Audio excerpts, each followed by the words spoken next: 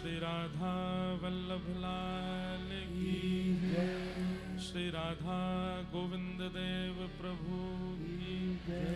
श्री राधा गोपीनाथ की जय। श्री राधा मदन मोहन लाल की जय। श्री राधा विनोदी लाल की जय। श्री राधा दामोदर लाल की जय।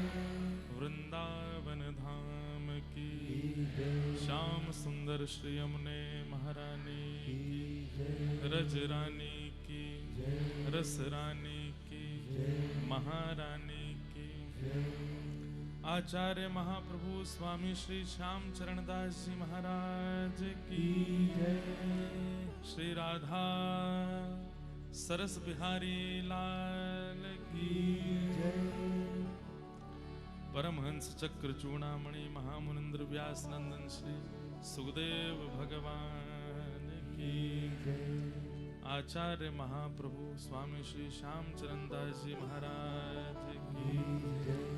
परम रसिकाचार्य अनंत श्री विभूषित श्री बड़े दादा गुरु सरकार स्वामी श्री सरस माधुरी शरण जी महाराज की जय। परम रसिकाचार्य अनंत श्री विभूषित श्री छोटे दादा गुरु सरकार स्वामी श्री रसिक माधुरी शरण जी महाराज की जय। वर्तमान विराजमान श्री सुख संप्रदाय पीठाधीश्वर परम पूज्य श्री स्वामी अलवेली माधुरी शरण जी महाराज की जय। जय श्री राम। जय जय श्री राम। जय जय श्री राम। द्वारिकाधीश प्यारे गिरधर लाल की जय। परम मंगल में परात प्रखलेश्वर अकारण करुणा वरुणालय भक्तवांछा कल्पतरु तड़िद्वित विनिंदित पीतांबरधारी श्री बालकृष्ण लाल की प्यारे गिरधर लाल की परम कृपा से हम आप सब लोग श्री आचार्य महाप्रभु श्री श्यामचरण दास जी महाराज के 332वें प्राकट्य महोत्सव के उपलक्ष्य में सरस निकुंज जयपुर के इस पावन उत्सव में भक्तमाल जी की मधुर कथा श्रवण कर रहे हैं। ये हमारा परम सौभाग्य है। मंच पर विराजमान कथा के प्रमुख श्रोता प्यारे गिरधर लाल जी और श्री सरस बिहारी जी को बारंबार प्रणाम। मंच पर विराजमान हमारे पूज्य सुख संप्रदाय के पूज्य महाराज जी, बड़े भैया जी, हमारे विराजमान सब संत वृंद, हमारे वृंदावन के पूज्य महाराज जी आज पधारे हैं। श्री अनंतानंद जी महाराज, आज महाराज जी पता है क्या बोल रहे थे? बोले पायलट बाबा आए हैं। अभी तक तो आपका नाम फ्लाइट बाबा था, पायलट बाबा और हो गया। तो ऐसे हमारे श्री महाराज जी भी पधारे हैं। हमारे जयपुर के सब रस परंपरा के महापुरुष यहाँ दर्शन देने आते हैं। जयपुर पर बड़ी कृपा है हमारे वृंदावन के ठाकुर जी की। वृंदावन के अलावा कहीं ठाकुर जी को अगर मन लगोए तो जयपुर में ही लगोए। इसीलिए और एक बात आपको बता दें, मानव का मन लगता है प्रकृति से, मानव का मन लगता है मौसम से, मानव का मन लगता है व्यवस्थाओं से, और ठाकुर जी का मन लगता है जनों से। कैसे जन हैं उनसे।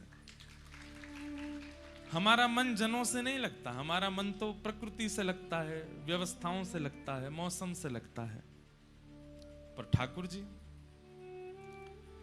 जी को तो भक्तों से मन लगता है। जहां अतिशय प्रिय भक्त विराजेंगे वहां ठाकुर जी विराजते हैं।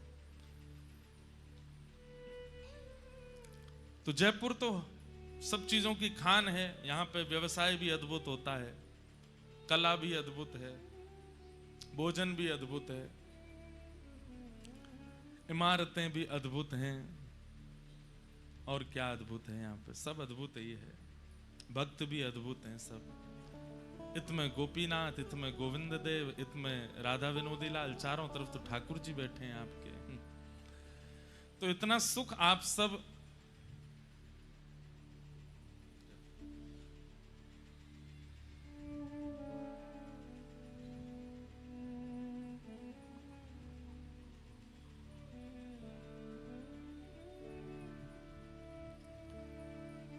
इतना सब सुख है यहां पर। आप सब लोग बड़भागी हैं कि राधा गोविंद देव प्रभु आपके बीच विराजते हैं। कल मैं एक बात कहते कहते रह गया था, कुंज निकुंज और निभृत निकुंज। कुंज में सबका प्रवेश है, पर निकुंज में आचार्य कृपा से प्रवेश मिल जाता है। जैसे कई विवाह होते हैं, उसमें सब जा सकते हैं। घर में भोजन बनाने का मन नहीं हो तो चले जाओ, वहीं खाए आओ। थोड़े अच्छे कपड़े पहन के जाओ तो लगेंगे लड़की वाले होंगे लड़का वाले। पर कई ब्याह होते हैं, वहां पर पास वगैरह होते हैं, लेकिन फिर भी हम पे पास नहीं है, लेकिन हमारे किसी जानकार के पास है तो हम उसको फोन करते हैं, यार कुछ अच्छा खाना है, हमको भी ले चलो भीतर। तो वो द्वार पे आ जाता है, गार्ड वगैरह, ये हमारे साथ ही है, इनको आपका पास, बोले ये देखो, अच्छा तो आपके साथ इनको भी ले जाओ। लेकिन कई ब्याह कैसे होते हैं, बोले निवृत्त निकुंज, वहां पे कोई है ही नहीं, छोरा छोरी दोनों ने ब्याह कर लियो बस, और किसी का प्रवेश नहीं है। ऐसे ही कुंज निकुंज और निवृत्त निकुंज। कुंज में सबका प्रवेश हो जाता है, पर निकुंज में आचार्यों का प्रवेश है, और आचार्य कृपा जिस पर करते हैं उसका प्रवेश हो जाता है। पर निवृत्त निकुंज में जिनको प्रियालाल जी चाहेंगे वही आ सकते हैं, और कोई नहीं। आपके जयपुर में कुंज हैं श्री गोविंद देव जी, निकुंज हैं श्री गोपीनाथ जी। कुंज गोविंद देव जी इसलिए क्यों, गोविंद जी सब पहुंच जाते हैं, सबको पता है जयपुर में राज करें राधे गोविंदा। अच्छा, कुंज है गोविंद देव जी। अच्छा, इनमें कोई ये मत सोचना कि फर्स्ट ग्रेड है सेकंड ग्रेड नहीं है, ये सब एक ही ग्रेड हैं, इनको ऊंचा नीचा मत समझिएगा। गोविंद देव जी हैं कुंज, वहां सब जा सकते हैं। जैसे हमारे वृंदावन में बिहारी जी वो कुंज हैं, वहां सब जाते हैं। पर आपके जयपुर का निकुंज है गोपीनाथ जी, और कनक वृंदावन में विराजमान श्री राधा माधव जी। कनक वृंदावन दर्शन किए पुराने गोविंद देव जी, वहां तो और भी कम लोग जाते हैं। और आपके जयपुर का निवृत्त निकुंज है श्री सरस निकुंज। वहां तो वो ही जा सकते हैं जिनको प्रियालाल जी बुलाना चाह रहे होंगे। और अब आप सब लोग कितने भाग्यशाली हैं कि उस निवृत्त निकुंज के उत्सव में आपको आमंत्रित किया है। आप लोग बैठे हैं, कथा सुन रहे हैं, ये आपका सौभाग्य है, मेरा सौभाग्य है। पिछले 2 वर्षों से हमको सेवा करने का अवसर मिल रहा है। जिस स्थान पर आप बैठे हैं, यहां पर 16 वर्ष तक लगातार परम पूजनीय श्री बक्सर वाले पूज्य मामा श्री ने कथा की है। इसी स्थान पर श्री नारायण दास भक्तमाली जी महाराज पूज्य मामा जी। जो लोग जानते हैं वो भाग्यशाली हैं, और जो लोग नहीं जानते हैं वो भाग्य को शाली बनाने के लिए जानिए कौन है मामा जी, पूज्य मामा जी। ऐसा कह दूं तो कोई अतिशयोक्ति नहीं। हमारे पूज्य श्री मलुकपीठ वाले महाराज जी कई आचार्य चरणों को अपने गुरु रूप में देखते हैं। उनमें जो विनम्रता है, हमारे मलुकपीठ वाले महाराज जी में जो विनम्रता का दर्शन आप करते हैं, जो सरलता का दर्शन आप करते हैं, वो विनम्रता और सरलता का प्रसाद उन्हें पूज्य मामा जी से प्राप्त हुआ। ऐसे हमारे श्री बक्सर वाले मामा जी वो यहाँ 16 बार कथा कर चुके हैं। सरस निकुंज के उत्सव में 16 बार उनकी कथा हुई, और भी हुई होंगी। हमारे मलुकपीठ वाले महाराज जी अनेक कथाएं कर चुके। 2 वर्षों से दास को यह सौभाग्य प्राप्त हो रहा है। आज जिनके विषय में हमारे भैया जी अभी बता रहे थे, आज यहाँ आचार्य परंपरा के ही हमारे श्री जुगल माधुरी शरण जी का प्राकट्य उत्सव है। उनका आज जन्म दिवस है। तो वैसे तो पूरी परंपरा बहुत विस्तृत है, हम भी बहुत समझते हैं, सुनते हैं, तब जाकर के हमें थोड़े थोड़े भाव पता लगते हैं। पर जो संक्षिप्त भाव मुझे पता है वो मैं आपको बताऊं। श्री बलदेव दास जी महाराज, जिनके सेव्य हैं श्री सरस बिहारी जी, जिनका सरस निकुंज में दर्शन होता है। बहुत ध्यान से सुनिएगा। कौन? श्री बलदेव दास जी महाराज। उन्हीं के सेव्य ठाकुर जी विराजमान हैं सरस निकुंज में। आप श्री 5 वर्ष की आयु में, जैसे ध्रुव और प्रहलाद गृह त्याग करके चले गए, उस आयु में घर छोड़ करके माता पिता को बस प्रणाम करके निकल गए। और श्री द्वारिकाधीश का दर्शन करने के लिए जब गुजरात पहुंचे तो बाल स्वभाव, सरल स्वभाव, ठाकुर जी पर्दा लगा हुआ था, ठाकुर जी का राजभोग आया था द्वारिकाधीश जी का। तो आजकल तो बैरिकेटिंग लगा दी जाती है, बहुत सिक्योरिटी रखी जाती, कोई आगे ना आवे, अपरस की बड़ी मर्यादा रखी जाती। ध्यान से सुनिएगा। लेकिन प्राचीन काल में एक तो दर्शनार्थी भी कम होते थे और लोग बड़े मर्यादित भी रहते थे, इसलिए मंदिरों में ज्यादा सिक्योरिटी और ये सब नहीं होता था। तो राजभोग हो रहा था द्वारिकाधीश जी का, केवल पर्दा लगा हुआ था। और श्री बलदेव दास जी महाराज आप दर्शन कर रहे थे, छोटे से थे, तो पर्दा लगा तो इनको लगा पता नहीं पर्दे के पीछे क्या हो रहा है, ये ठाकुर जी पर्दा लगा के क्या कर रहे हैं भीतर। तो छोटे बालक थे, पुजारी इधर उधर हुए, ये भीतर घुस गए और जैसे ही पर्दा के भीतर जाके देखा तो साक्षात श्री द्वारिकाधीश जी और रुक्मणी जी एक थाल में बैठ करके प्रसाद पा रहे थे। और आप दोनों चकित रह गए। और ये छोटे से सामने खड़े होकर के श्री प्रियालाल जी का दर्शन कर रहे थे। तब रुक्मणी जी और द्वारिकाधीश जी ने कृपा करके, जैसे कोई बालक हम भोजन पा रहे हो तो पास आ जाता है, तो हम अपनी थाली में से कुछ दे देते हैं, तब ठाकुर जी ने अपनी थाल का प्रसाद इनको प्रदान किया अपने हाथ से। ऐसे श्री आचार्य चरण श्री बलदेव दास जी महाराज परंपरा में, आपके पूज्य महाराज जी के श्री परदादा गुरु, बड़े दादा गुरुदेव श्री बलराम दास जी महाराज। फिर आपने ही आज्ञा की श्री सरस माधुरी जी को कि आप गृहस्थ आश्रम प्रारंभ करो। इस परंपरा में अब गृहस्थ आश्रम होना चाहिए। आप कहेंगे महाराज जी क्यों आज्ञा की? अरे जब ठाकुर जी आज्ञा दे सकते हैं श्रीमद वल्लभाचार्य जी को, अभी वल्लभाचार्य जी का चरित्र आएगा तो आप लोग सुनेंगे, स्वयं श्रीनाथ जी आज्ञा करते हैं कि आप गृहस्थाश्रम में जाओ, आपको लाला बन के आऊंगा मैं। और श्रीनाथ जी भी नहीं, श्रीमद वल्लभाचार्य जी को श्री पंढरपुर में श्री विठल भगवान आज्ञा करते हैं। चंद्रभागा नदी के तट पर श्री वल्लभाचार्य जी, अब वो चरित्र आएगा तो मैं विस्तार से सुनाऊंगा, वहां पर श्री वल्लभाचार्य जी महाराज विराजमान थे। और आपकी भावना नहीं थी गृहस्थाश्रम में जाने की, लेकिन साक्षात श्री पंडरीनाथ भगवान प्रकट भये और प्रकट होकर के बोले कि आप गृहस्थाश्रम में जाओ। तो वल्लभाचार्य जी बोले जय जय आपकी आज्ञा है तो करेंगे, लेकिन कुछ विशेष होगा? तो ठाकुर जी बोले क्यों नहीं होगा, हम आपके लाला बन करके आएंगे, आपके यहाँ पुत्र बन के आना चाहते हैं। तब श्रीमन वल्लभाचार्य जी महाराज का विवाह हुआ और आपके पुत्र श्री विठलनाथ जी के रूप में स्वयं श्री पंडरीनाथ भगवान पधारे, जिन्होंने श्रीनाथ जी के श्रृंगार रस, राग रस, भोग रस सेवा को आगे बढ़ाया। तो जब ठाकुर जी आज्ञा कर सकते हैं गृहस्थाश्रम में जाने की, तो सदगुरु आज्ञा क्यों नहीं करेंगे? तो श्री बलदेव दास जी महाराज ने आज्ञा की सरस माधुरी जी को कि आप गृहस्थ आश्रम में प्रवेश करो।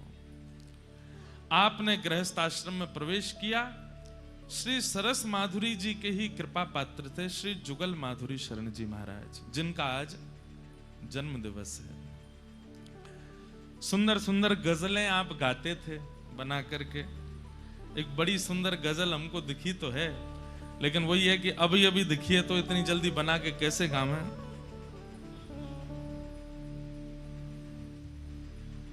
लेकिन शब्द सुनिएगा, अब जैसी भी हम गाँव में महाराज जी क्षमा करियो, गजल गाई नहीं कभी, गाई तो है पर छुप छुप के गाई है। अब मिल गया ना ग्रंथ, आज से गजल ही गानी है।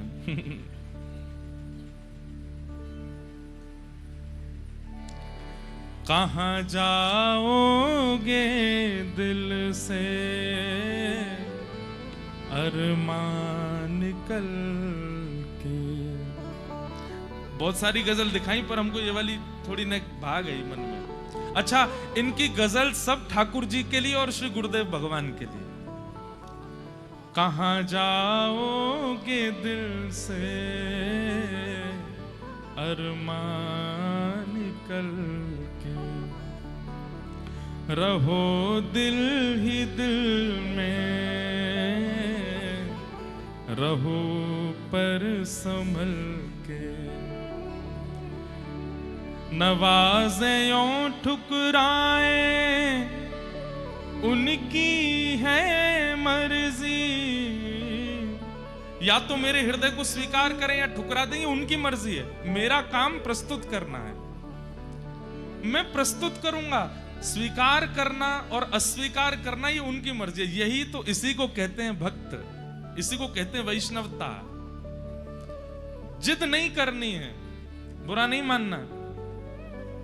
शायद एक बालक यहां बैठा भी होगा, 2-4 बालक 5 उस सीकर से ही लगे, महाराज जी दीक्षा दो, दीक्षा दो, दीक्षा दो, हर दिन दीक्षा दो, दीक्षा दो। ऐसे नहीं होता। आपका काम एक बार प्रार्थना करना है, देना ना देना ये गुरु की मर्जी है। आपका काम एक बार गोविंद देव जी से प्रार्थना करना है। हम आपसे एक बात, थोड़ा ने कम करो भाई, ने हल्को हल्को कम कर दो, हमारी बात मान लीजिए, या तो हमारी आवाज बढ़ा दो या इनकी कम कर दो, ऐसा कुछ कर दो। क्या बता रहा था मैं? पीछे पड़ना प्रेम नहीं होता। जिसका प्रेम होता है ना, वो एक बार प्रस्तुति करता है, एक बार कहता है, सामने वाला स्वीकार करे ये उसकी राजी, अस्वीकार करे ये उसकी राजी। मेरे चित्त में तो प्रेम है ना, पीछे पड़ना प्रेम नहीं होता। नवाज़े यो ठुकराए उनकी है मर्जी, बड़ी दूर से हैं हम तो आए हैं चल के। हम तो दूर से चल के आए हैं। स्वीकार करना अस्वीकार करना ये उनकी इच्छा है। और अगले शब्द कितने अच्छे हैं। रहे टेढ़ा टेढ़ा हो कितना भी सीधा, रहे टेढ़ा टेढ़ा हो कितना भी सीधा, ना निकलेगा हरगिज यह बल मन का जल के, ना निकलेगा हरगिज यह बल मन का जल के। कहाँ जाओगे दिल से अरमान करके, जलाओगे गर हमको हम भी धुआं हो। अगर आप हमें अस्वीकार करोगे तो हम जलेंगे, और जलेंगे तो जलने के बाद की प्रकृति होती है धुआं बन जाना। जलाओगे गर हमको हम भी धुआं हो, पहुंच जाएंगे तुम तलक बन के हल्के हल्के। अगर आप हमें स्वीकार कर लोगे तो हम जैसे हैं वैसे प्राप्त हो जाएंगे, और अस्वीकार करोगे तो हम जल जल करके धुआं बन जाएंगे, और फिर हल्के धुआं बन के तब आ जाएंगे। आपको छोड़ेंगे नहीं हम। आहा, सरस तो जुगलियों समा जाए दिल में, सरस तो युगलियों समा जाए दिल में, जो छल के द्रगों से, जो छल के द्रगों से, सरस रस ही छल के, जो छल के द्रगों से, सरस रस ही छल के। सरस तो जुगलियों समा जाए दिल में, मतलब मेरे गुरु मेरे चित्त में ऐसे समा जाएं कि नेत्रों से अश्रु भी निकले ना तो वो भी सरस ही निकले। ऐसे श्री जुगल माधुरी शरण जी के आज प्राकट्य दिवस की आप सबको बधाई हो, बधाई हो, बधाई हो। और आश्चर्य की बात सुनो, श्री जुगल माधुरी शरण जी जब आपके गुरुदेव भगवान का परम पद हुआ, ठाकुर जी में विलीन हो गए, तो आप फिर जयपुर बोले या तुम दो ही मैं वृंदावन में रहूंगा, तो वृंदावन चले गए। वृंदावन में जाकर के निवास करने लगे। कालांतर में जब पूज्य महाराज जी, हमारे पूज्य महाराज जी जिनका आप दर्शन कर रहे हैं, आप जब सरस कुंज के गद्दी पर बैठे तब आपकी आयु 15 वर्ष की थी। 15 वर्ष की आयु में महाराज जी 15 वर्ष के बालक मोह धोनो ना जाने, लेकिन हमारे महाराज जी देखो 15 वर्ष की आयु में सरस निकुंज को संभाले। तो जब आप 15 वर्ष की आयु में विराजमान हुए तब आपने श्री जुगल माधुरी शरण जी को पत्र लिखा, जिनकी गजल हम अभी बोल रहे थे, इनको पत्र लिखा वृंदावन में कि प्रथम उत्सव हो रहा है, आप आचार्य उत्सव में पधारिए। तो जुगल माधुरी शरण जी बोले कि हमने एक प्रण लिया है कि या तो प्राण वृंदावन में त्यागेंगे और जयपुर में भी त्यागेंगे तो बाहर नहीं त्यागेंगे, सरस निकुंज में ही त्यागेंगे। तो हम आ तो जाएंगे लेकिन आप आचार्य उत्सव ऊपर ना करके नीचे ही कीजिएगा। तो आपने पत्र लिख करके कहा हम नीचे ही करेंगे, आप आओ। तो आप श्री वृंदावन से सरस निकुंज पधारे और सरस निकुंज में आचार्य उत्सव रात्रि जागरण चल रहा था। यह अनुभव तो हमें पूज्य मलुकपीठ वाले महाराज जी ने भी बताया। बोले इंद्रेश जी, सरस निकुंज में जब जागरण होता है उस समय अगर थोड़ी देर के लिए नेत्र बंद होते हैं तो ऐसा अनुभव होता है कि साक्षात श्री प्रियालाल जी पधारे हों, साक्षात प्रियालाल जी आए। महाराज जी की वाणी थी।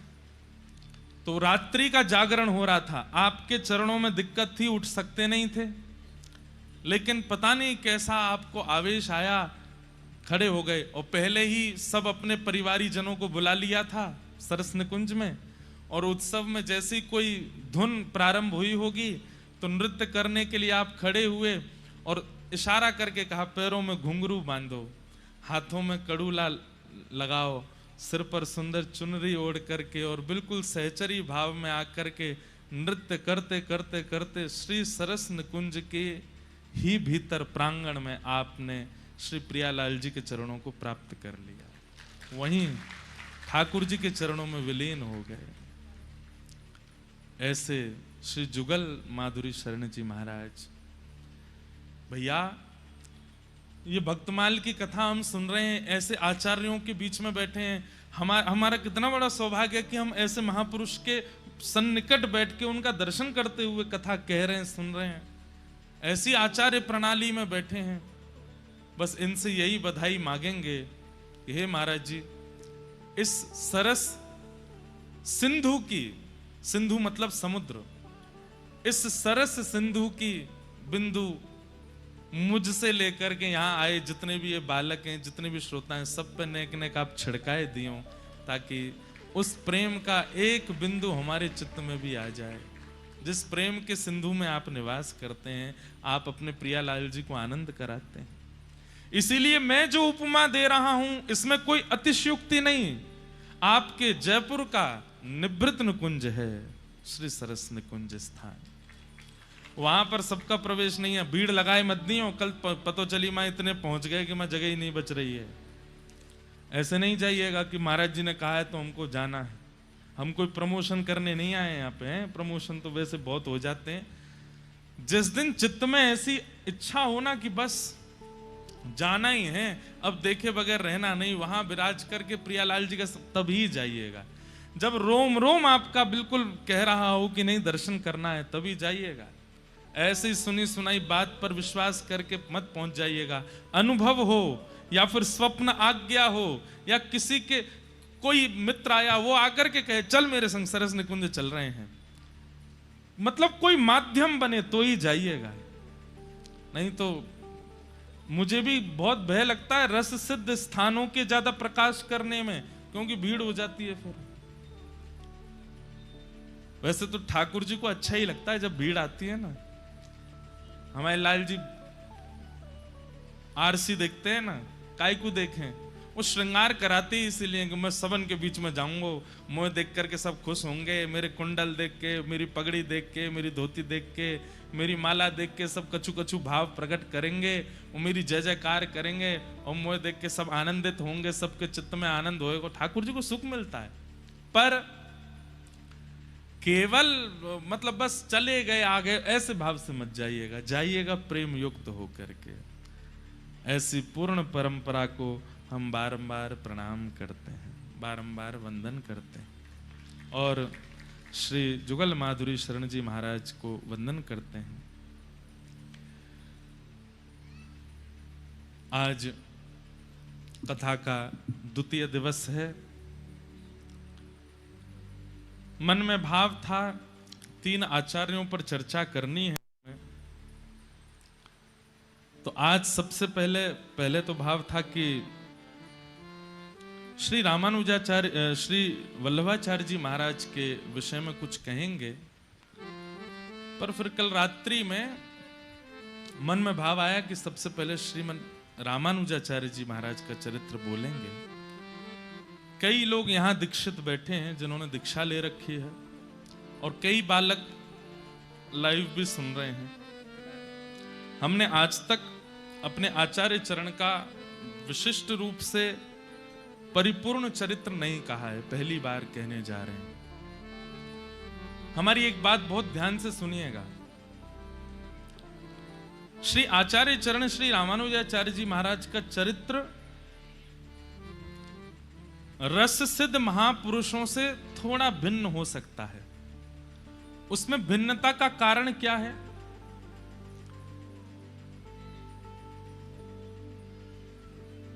हम लोग एक बात कहते हैं ना कि जैसे संपन्न माता पिता होते हैं, अगर आप देखने के लिए जाओगे तो हो सकता है आपके दादाजी या परदादाजी इतने संपन्न नहीं रहे होंगे, उन्होंने मेहनत करके संपन्नता प्रदान करवाई।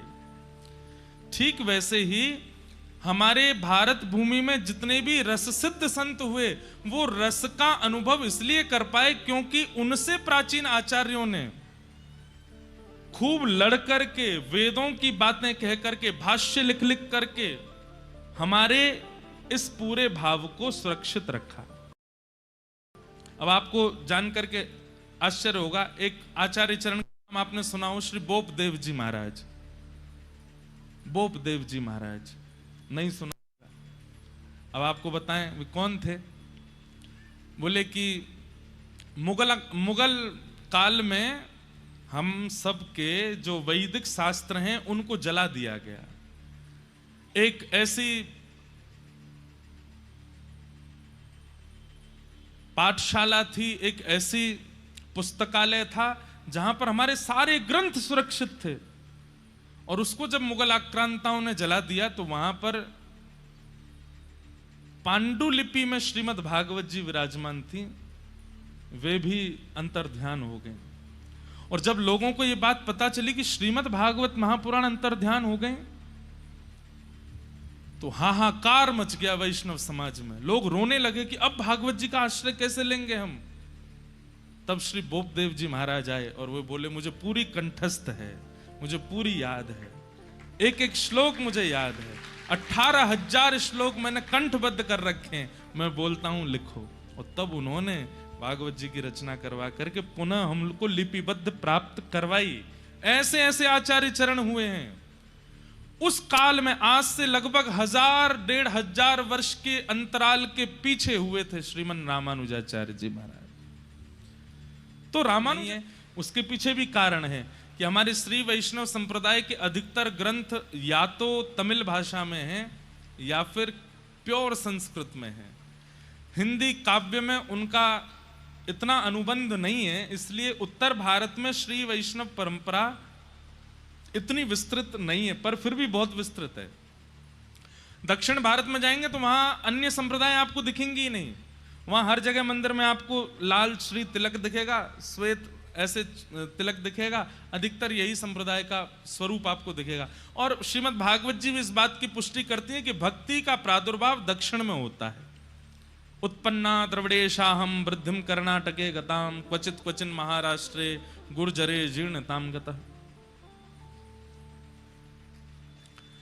तो दक्षिण भारत में एक राजा हुए, उनका नाम था करिमारन।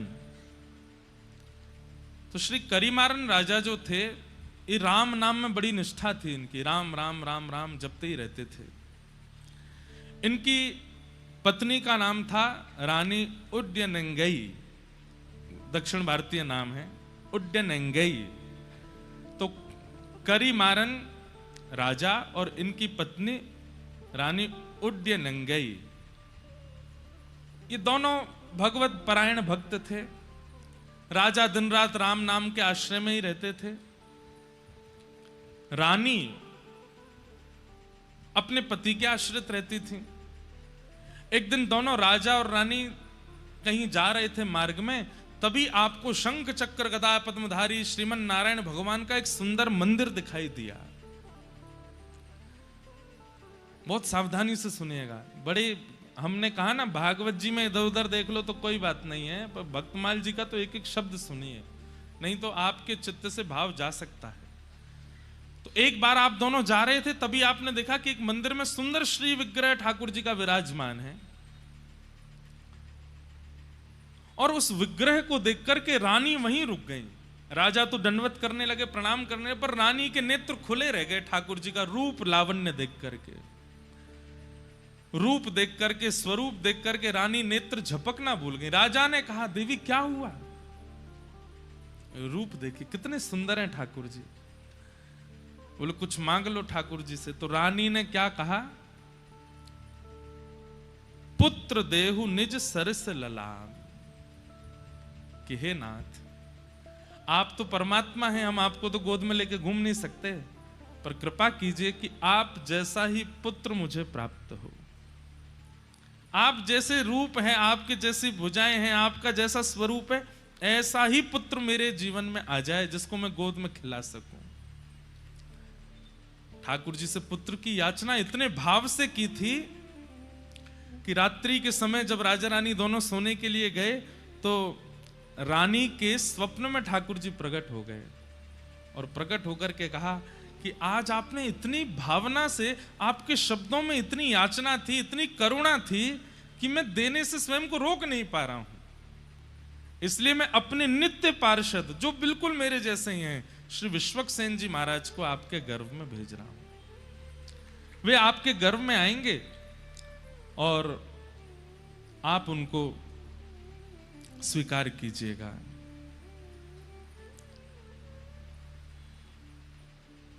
गर्भ में श्री विश्वक्सेन जी आ गए, लेकिन इनका नाम सटकोप क्यों हुआ? पृथ्वी पर आते इनका नाम सटकोप क्यों पड़ा? उसके पीछे इतनी सुंदर कथा है। श्रीमद् भागवत जी में एक वेद स्तुति आती है, और वहां वेद स्तुति में बताया जाता है कि जब हम लोग अपने मां के गर्भ में होते हैं तो ठाकुर जी से नित्य प्रार्थना करते हैं कि हे ठाकुर जी, एक बार इस गर्भ से मुझे बाहर कर दीजिए, मैं आपको वचन देता हूं, मैं जीवन में इस गर्भ में ना आना पड़े ऐसी कोई क्रिया नहीं करूंगा। लेकिन जैसे ही बालक का जन्म होता है तो गोस्वामी जी कहते हैं कि पृथ्वी पर आते ही माया उसको पकड़ लेती है, माया उसको खींच लेती है। सब लोग इधर ही देखना, सुनना।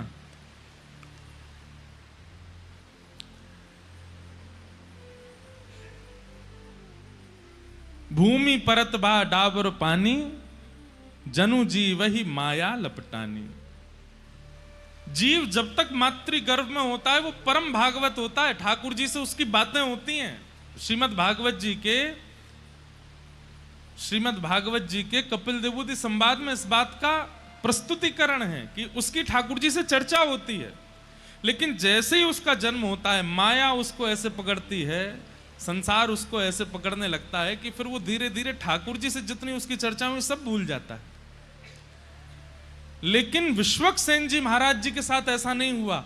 आपका जैसे ही जन्म हुआ तो जन्म लेने के अगले क्षण ही जैसे ही माया आपके ऊपर आक्रमण करने के लिए आई, तो एक तो होता है बालक रोता है, जन्म लेते ही रोता है, पर आपने रुदन ना करते हुए उस सठ माया के ऊपर कोप किया।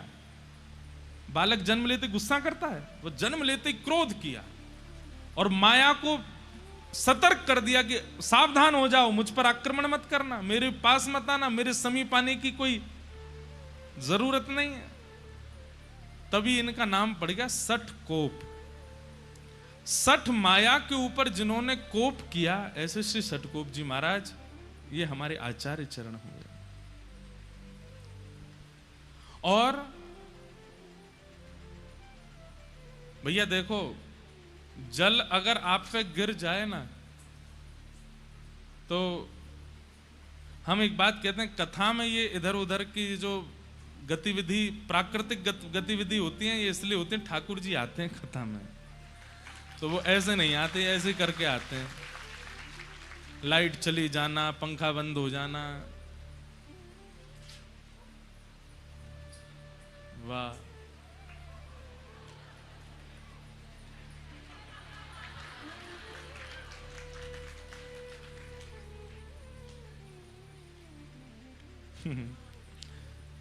आप लोग भी कहेंगे कितना बचाओगे ठाकुर जी को। बाबा इतको आए जाओ।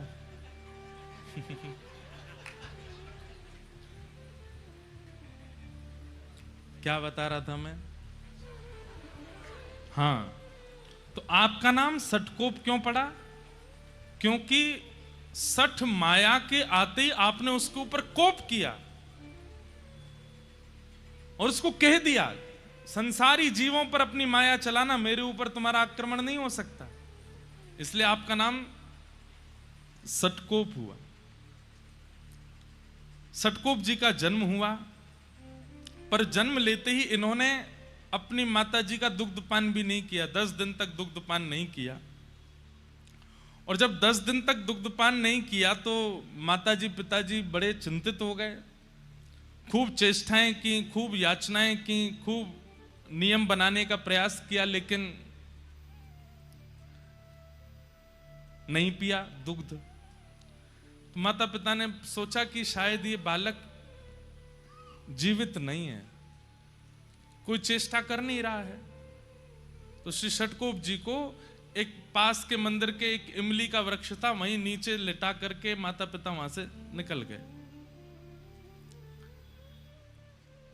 वो तो यही चाह रहे थे, माया में फंसने थोड़ी आए हैं, वो तो जीव उद्धार करने के लिए आए, हम लोगों के कल्याण के लिए आए हैं। इमली के वृक्ष के नीचे ही आप रहे। अब आप विचार करिए कितने दिन रहे होंगे वहां। 13 वर्ष तक वहीं रहे। जन्म लेने के 10 दिन बाद से लेके 13 वर्ष तक वहीं बैठ करके आप हरि शरणागति, हरि भजन करते रहे, हरि स्मृति करते रहे। दूसरी भाव, हमारे श्री वैष्णव संप्रदाय में श्री सठकोप स्वामी जी ऐसे महापुरुष हुए जो कि श्री किशोरी जी के भाव से युक्त थे, श्री राधा रानी के भाव से। आप निरंतर श्री राधा रानी के भाव में ही निमग्न रहते थे, किशोरी जी का स्मरण करते रहते थे।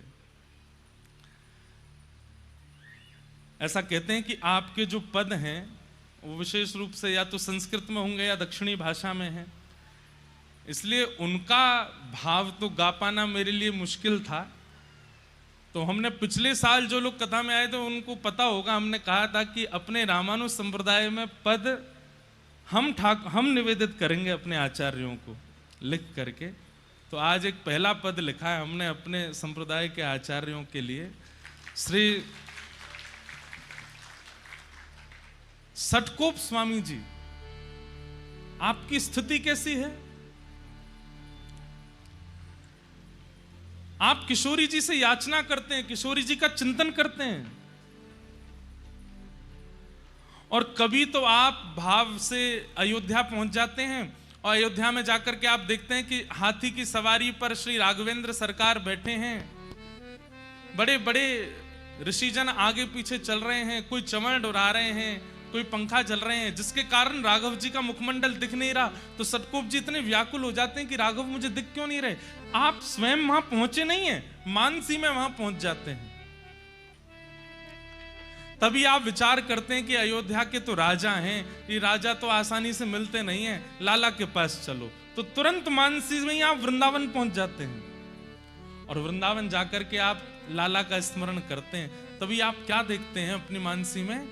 एक गोपी खूब सारी गैयान को गोबर एक पात्र में भर के थाड़ी है।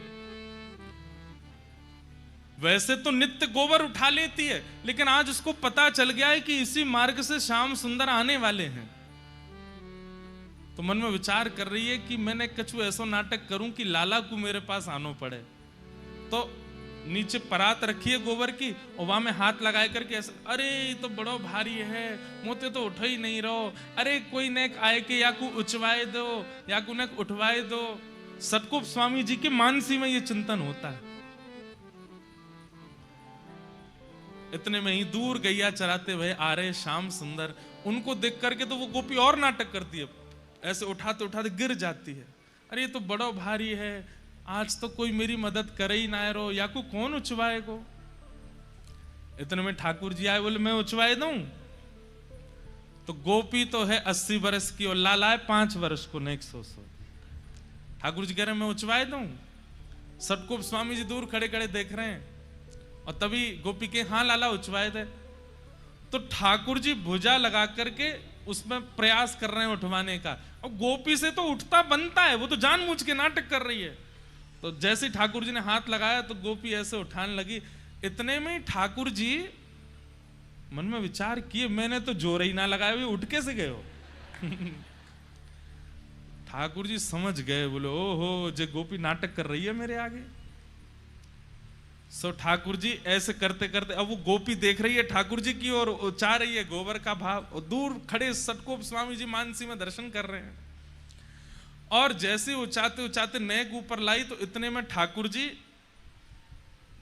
उसको दिखा देते हैं, मैंने तो स्पर्श ही ना किया, अपने आप ही उठ रही है। जैसे ही उठाने लगे तो ठाकुर जी थाड़े के बोले, हेरी गोपी तू नाटक क्या कर रही? तो गोपी ने सिर पर, मैंने तो नहीं किया नाटक। बोले अच्छा, मैंने तो जोर ही ना लगाया, या मैं फ्री उच कैसे गई ऊपर तक। और दूसरी बात, मैंने जोर लगाया भी होगा तो तेरी कमर तक मेरे हाथ आमे, वाते ऊपर कैसे चली गई जी। तो गोपी बोली नहीं नहीं वो तो ऐसे ही आ गई। बोले नहीं ना बता, ठाकुर जी ने वहां को एक हाथ पकड़ लिया। बोले मैं बता के जा, तो झूठ कैसे बोल रही यहाँ पे। सटकोप स्वामी जी के नेत्र सजल हो रहे हैं, अब क्या करेंगे ठाकुर जी। तो गोपी का हाथ छोड़ नहीं रहे, बोले मैं बता के जा। अब गोपी यही तो चाह रही थी ये मुझसे बात करें, मेरे सामने खड़े हो, मेरा हाथ पकड़ लें। ठाकुर जी जब हल्ला मचाने लगे, मधुमंगल श्रीदामा जल्दी आओ, देखो जे गोपी कैसा नाटक करे। इतने में गोपी वहां से बचवे के काजे अपने जो परात है का जहां में गोबर भरो पड़ो, बात टेढ़ होकर के ठाकुर जी पे ही डाल दे। तो सिर से लेके नीचे तक ठाकुर जी गोबर में सन गए, और जैसे ही गोबर में सने तो हाथ छोड़ दिया, गोपी वहां से भाज गई। और श्री सटकोप स्वामी जी इस लीला का दर्शन करके चरणों में प्रणाम करते हैं। सोचिए, माया पर कोप किया उन्होंने, लेकिन भावना से कितने सरल हैं, मानसी से कितने निर्मल हैं। इसलिए आपका निजी नाम नम्मालवार, आपका प्रकट नाम तो है श्री सटकोप, पर हमारे जैसे यहां पे अष्ट सखा होते हैं ना उत्तर भारत में, ऐसे दक्षिण में ठाकुर जी के आलवार हैं, भक्तों को ही आलवार कहा गया। तो आप जो हैं वो नम्मालवार आपका नाम है आलवारों में। आप किशोरी जी के ध्यान में ही रहते, श्री जी के ध्यान में ही रहते। एक बार की बात है कि ऊखल बंधन लीला जो भागवत जी में आती है ना, मैया ने लाला बांध दियो,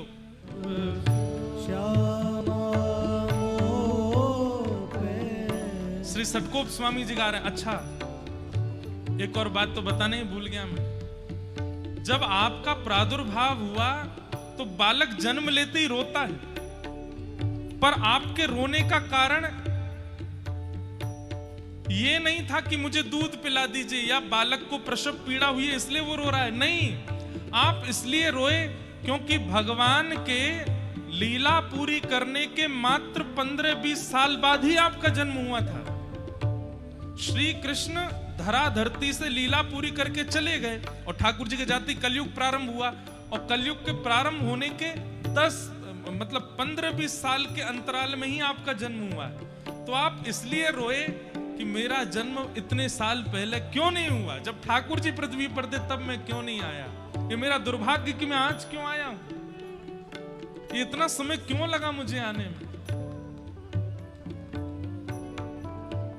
तो आचार्य चरण का भाव है और उन्होंने ही चित्त में दिया है। सब लोग गाइएगा। करी हूं कृपा कब श्यामा मोह पे, करी हूं कृपा कब श्यामा मोह पे, करी हूं कृपा कब श्यामा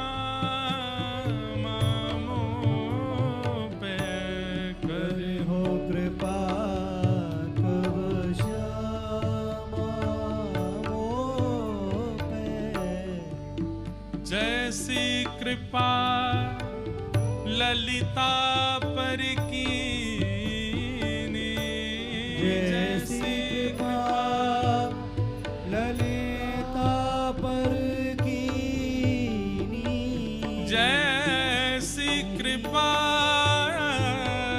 ललिता पर कीनी, जैसी कृपा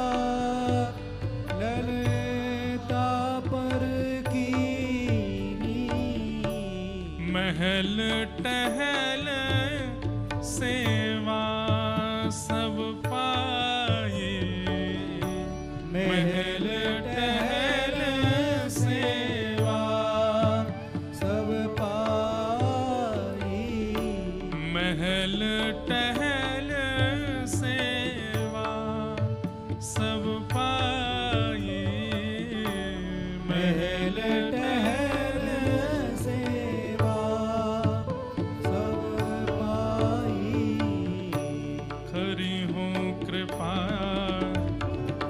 श्यामा मोह पे, करी हूं कृपा कब श्यामा मोह पे, करी हूं कृपा कब श्यामा मोह पे, करी हूं कृपा कब श्यामा। हे किशोरी जी, जैसी कृपा आपने ललिता जी पर की है और उन्हें अपनी महल टहल की सेवा प्रदान की है, ऐसी कृपा मुझ पर कब करेंगी आप?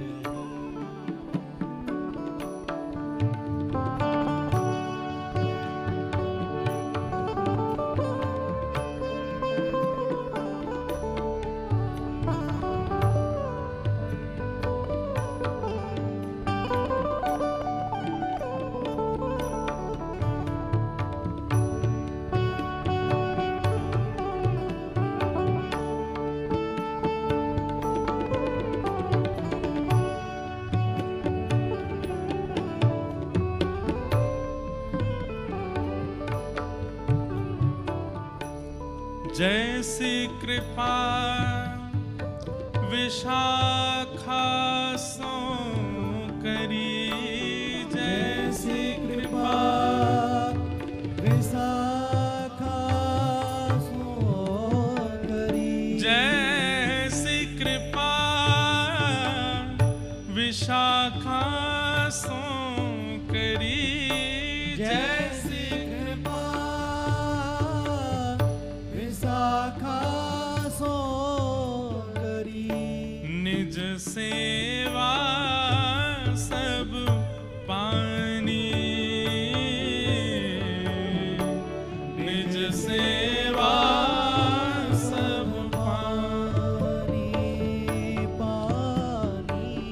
ललिता जी प्रधान सखी हैं किशोरी जी की, लेकिन श्री विशाखा जी प्रधान नहीं है। फिर भी किशोरी जी अगर कह दें मुझे वहां जानो है, तो ललिता जी कहेंगी जी श्री जी। किशोरी जी कह दें मुझ को वहां बैठना हो, तो ललिता जी कहेंगी ठीक है श्री जी। लेकिन अगर किशोरी जी कहीं जा रही हैं और विशाखा जी कहते नहीं जाना, तो किशोरी जी जा नहीं सकती हैं। विशाखा जी का इतना अधिकार है। श्याम सुंदर द्वार पर खड़े हैं और विशाखा जी ने अगर मना कर दिया कि नहीं द्वार नहीं खुलेंगे, तो खुलेंगे ही नहीं। ललिता जी प्रधान सखी हैं, पर निकुंज की एक प्रकार से देखा जाए तो गतिविधियों पर पूर्ण अधिकार, पूर्ण कमान श्री विशाखा जी की रहती है। जैसी कृपा विशाखा सुकीनी, जैसी कृपा विशाखा सो करी, निज सेवा सब पानी, निज सेवा सब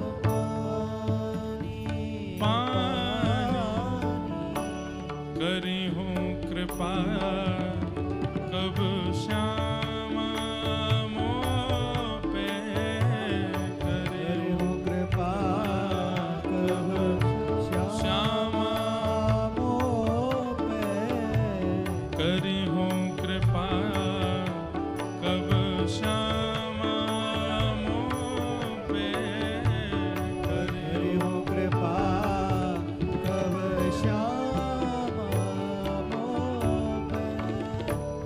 ऐसी कृपा सठ कोप पे कीजे, ऐसी कृपा सतन कोप पे कीजे, ऐसी कृपा सठ कोप पे कीजे, ऐसी कृपा सतकोप पे कीजे। श्री वृंदावन रस रानी, रानी श्री वृंदावन रस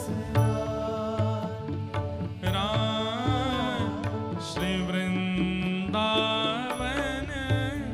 रस रानी, रानी श्री वृंदावन रस रानी, रानी करी हो कृपा कब श्यामा मोह पे, करी हो कृपा कब श्यामा मोह पे, करी हो कृपा कब श्यामा मोह पे, करी हो कृपा कब श्यामा मोह पे। जैसी कृपा ललिता पर कीनी, जैसी कृपा ललिता पर कीनी, महल टहल सोई पानी, पानी महल टहल सोई पानी, करे हो कृपा कब श्यामा मोह पे, करे हो कृपा कब श्यामा मोह पे, करी हो कृपा कब श्यामा मोह पे, करी हो कृपा कब श्यामा मोह पे। श्री सटकोप स्वामी जी महाराज की जय। आचार्य चरण ऐसे किशोरी जी का स्मरण करते हैं। तो फिर आज अब जैसे भी है जल्दी जल्दी में ये भाव आचार्य चरणों को प्रस्तुत किया। यही भाव आचार्य चरण रखते होंगे श्री जी के चरणों में। तो ऐसे राधा भाव में विभोर रहते थे आप, और मानसी में श्री लाल जी की और श्री राघव जी की निज लीलाओं का अनुभव करते थे। जब जन्म के बाद माता पिता आपको एक इमली वृक्ष के नीचे छोड़ गए और आपने वर्षों तक वहीं रह करके ठाकुर जी का स्मरण किया, तब श्रीमन नारायण भगवान प्रकट हुए शंख चक्र गदा पद्म धारण करके। और हमारे श्री वैष्णव संप्रदाय में जो मूल मंत्र आपको गुरुदेव देते हैं, अष्टाक्षर मंत्र, जो 8 अक्षर का मंत्र आपके आचार्य गुरुजनों ने दिया होगा या जिन्होंने हमसे दीक्षा ली उनको प्राप्त हुआ होगा, ये प्रथम बार श्री ठाकुर जी ने सटकोप स्वामी जी को प्रदान किया। सुनने में वो 8 अक्षर लगते हैं और बड़ा सरल लगता है, ऐसा लगता है कि ये तो बड़ा सामान्य साधारण सा, पर नहीं है। एक एक अक्षर की व्युत्पत्ति और एक एक अक्षर का प्रभाव इतना अद्भुत है। अभी रामानुजाचार्य जी का प्रसंग शुरू होगा तब पता चलेगा कि उस मंत्र की विधि क्या है, उस मंत्र का रहस्य क्या है। मंत्र को गोपनीय रखना चाहिए, कभी किसी को नहीं बताना चाहिए। आप जितना जप तप करते हैं, जैसे ही किसी के सन्मुख आप मंत्र का बोलते हैं तो गुरु दीक्षा से अब तक जितनी बार जप किया सब विश्राम हो जाता है। इसलिए किसी के भी सन्मुख अपने गुरु मंत्र का उच्चारण नहीं करना चाहिए, गुरु के द्वारा प्रदत्त भाव का उच्चारण नहीं करना चाहिए। चाहे आप किसी भी परंपरा में हैं, अपनी परंपरा के गुरु प्रदत्त मंत्र का उच्चारण नहीं करना है। सब चीज प्रकाशित कीजिए, पर कुछ चीजें छुपाई जाती हैं और वो छुपी हुई ही अच्छी होती हैं। अब लोग कहें कि नहीं इतना बड़ा पेड़ खड़ा हो गया, इसकी जड़ निकालो, बाहर निकालो, हमें तो देखनी है जड़ कैसी है। जड़ निकालते ही पेड़ तो नीचे गिर जाएगा ना, पेड़ तो नष्ट हो जाएगा ना, ना वो पुष्पित होगा ना वो फलित होगा। इसलिए जड़ तो गोपनीय ही अच्छी होती है। ऐसे ही बड़ी बड़ी इमारतें बनी हों, उसकी नींव तो गोपनीय अच्छी। अब कोई कहे मुझे नींव देखनी है कैसी है, उसके लिए तो धराशायी करना पड़ेगा ना 12 मंजिल को। ठीक वैसे ही आपकी भक्ति की स्थिति जितनी आगे बढ़ती जाएगी वो तभी बढ़ेगी जब आप अपने गुरु मंत्र रहस्य को गोपनीय रखोगे। वो भले ही सामान्य है, भले ही बहुत सरल है, पर वह रहस्य अद्भुत है, इसलिए उसको किसी को नहीं बताना चाहिए। तो वही अष्टाक्षर मंत्र सबसे पहले श्रीमन नारायण भगवान ने प्रकट होकर के श्री सटकोप स्वामी जी को प्रदान किया, और उसी मंत्र का उच्चारण आप निरंतर करते रहते हैं। जिनके बारे में हम सुन रहे थे, श्री गरुण जी महाराज, आप मधुर कवि के रूप में जन्मे, और एक दिन आप अयोध्या यात्रा कर रहे थे तो आप आकाश की ओर देखा कि दक्षिण से एक दिव्य प्रकाश दिखाई दे रहा है। तो आप प्रकाश के पीछे पीछे चलते चलते उत्तर से दक्षिण में आ गए, और दक्षिण में कहां पहुंचे, जहां श्री सटकोप स्वामी जी बैठे थे। तब मधुर कवि जी ने आकर के इनके ध्यान को खोलने के लिए खूब ताली भी बजाई, आवाज करी, लेकिन इनका ध्यान नहीं खुला। तब इन्होंने उनके कान के समीप जाकर के कहा कि मेरे मन की हृदय की अत्यंत वृहद जिज्ञासा है, कृपा कर उसको पूर्ण कीजिए। इतने भाव से आपने पूछा कि सटकोप स्वामी जी के मन में आया, अगर इसकी हृदय के प्रश्नों के उत्तर नहीं दिए गए तो उद्धार कैसे होगा। तो आपने तुरंत वर्षों की समाधि खोल करके उनको सन्मुख बैठाया। बोले क्या प्रश्न है, प्रश्न पूछो। तब उन्होंने 5 प्रश्न पूछे। प्रश्न कितने सुंदर हैं, सुनिए। पहला प्रश्न, मैं कौन हूं? मेरा नाम चाहे जो हो, मैं चाहे जहां जन्मा हूं, लेकिन वास्तविकता में ये मैं हूं कौन? पहला प्रश्न। कौन पूछ रहे हैं? मधुर कवि जी पूछ रहे हैं सटकोप स्वामी जी से। दूसरा प्रश्न आपने पूछा, ईश्वर कौन है? पहला मैं कौन हूं, दूसरा ईश्वर कौन है। और तीसरा प्रश्न आपने किया, ईश्वर से मिलने का उपाय क्या है? उस परमात्मा से मिलने की विधि क्या है, उपाय क्या है, कृपा करिए बताओ। और चौथा प्रश्न क्या कहा, भगवद मिलन में बाधा कौन बनता है? ठाकुर जी से मिलने में बाधा क्या है? और पांचवा और अंतिम प्रश्न पूछा, ठाकुर जी से मिल जाने का फल क्या है? अगर ठाकुर जी से मिल गए, ठाकुर जी हमको मिल गए, तो उसका फल क्या है? ये 5 प्रश्न आपने किए। में वह ग्रंथ भी है और वहां लोग उसका अवलोकन करते हैं। वहां पर विस्तार रूप से उन्होंने जो प्रवचन किया 1000 श्लोकों में, वही सहस्त्र गीत बन गया। और उसको सुनकर के श्री मधु कविराज आनंदित हो गए, ठाकुर जी का अनुभव उनको हुआ। 35 वर्ष की आयु तक मात्र आप धरा धरती पर विराजे बस, और 35 वर्ष के पश्चात आपने श्री ठाकुर जी के धाम को स्वीकार किया। बोलो सतगुरु स्वामी जी महाराज की।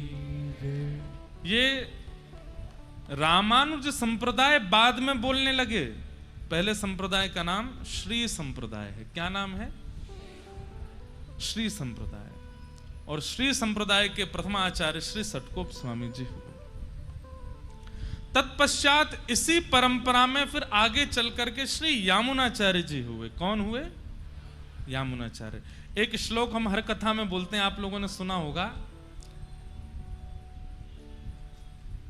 नीचे या को लाला कोई उठ के नीचे कर दो। क्या बता रहे थे हम? यामुनाचार्य जी। तो एक श्लोक हम बोलते हैं हर कथा में, और लगभग संप्रदाय के लोग जब भी जिस संप्रदाय के होते हैं वो अपने संप्रदाय के भाव से श्लोक बोलते हैं। लक्ष्मीनाथ समारंभाम नाथयामुन मध्यमाम अस्मदाचार्य पर्यंताम वंदे गुरु परंपराम। सब लोग इधर देखो, हमारे इस परंपरा के गुरु श्लोक का क्या भाव है? लक्ष्मीनाथ समारंभाम। इस संप्रदाय का प्रारंभ कहां से हुआ? बोले लक्ष्मीनाथ भगवान आए थे सतगोप स्वामी जी के पास, और उन्होंने आकर के इसका प्रारंभ किया। नाथ यामुन मध्यमाम। श्री नाथ मुनि स्वामी जी और यामुनाचार्य जी ये हमारी संप्रदाय के मध्य आचार्य हैं, और जिन्होंने हमें दीक्षा प्रदान की उन गुरु तक, ये संपूर्ण गुरु परंपरा को मैं प्रणाम करता हूं, मैं वंदन करता हूं, और आपको कथा सुनाने जा रहा हूं। हर कथा में ये श्लोक बोलते हैं, और लगभग आप जिस भी संप्रदाय के आचार्य से मिलेंगे उनमें ये श्लोक, जैसे हमारे श्री रामानंद परंपरा में सीतानाथ समारंभाम श्री रामानंदार्य मध्यमाम अस्मदाचार्य पर्यंताम वंदे श्री गुरु परंपराम। ऐसे ही अब सबके तो हमको याद नहीं है, लेकिन लगभग संप्रदायों के आचार्यों से आप ये सुनेंगे ही सुनेंगे।